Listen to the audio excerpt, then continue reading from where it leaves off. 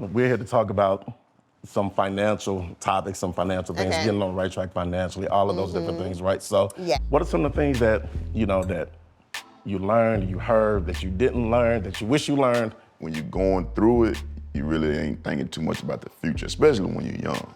Right. You always think you're gonna stack more, and more, but then it only goes so far. See, my experience is totally different from his. Like totally different. And then working in radio is such a changing industry. You may be at one station and somebody might flip the format and you're at another station, or you're out of a job. Absolutely. So for me, I was always saving. Right. So I always wanted to make sure if I lose my job tomorrow, I'm good for the next 5 to 10 years. That's how I planned.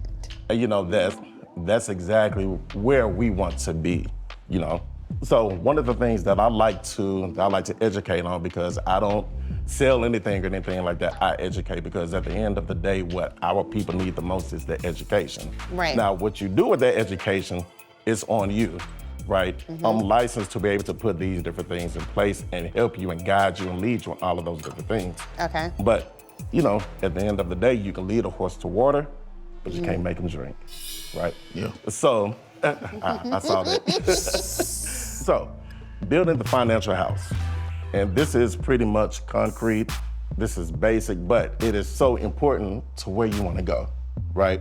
So, a financial house, you don't start a house by building at the roof. You don't start with the shutters, you start at the foundation. Right. Right? So that foundation in building a financial house that I teach everybody is, number one, having the right kind and amount of life insurance.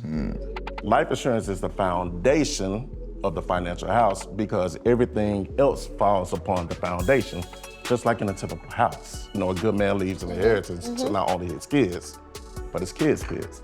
Yes. So when it comes down to life insurance, you want to have at least 10 to 12 times your annual salary in life insurance coverage. So that's number one, that's the foundation. Secondly, you want to have an emergency savings of at least $1,000. At least, just emergency. Now, the next step is at least 3 to 6 months of your income saved. There we go. Once we're in that financial position where we have enough money just saved and it's liquid, we can do more. The next step is retirement. That's a 401k, that's your IRAs. And then lastly, it's your goals and dreams. And that creates the house. That creates the house. All right. So, any questions about any of these components? It's pretty self-explanatory. It's a lot to think about, you know what I'm saying? So I might not have a question now, but once I go back and think about all the stuff that he wrote down, then the questions will come. I thought that you would be comfortable with him. Oh, yeah. For sure.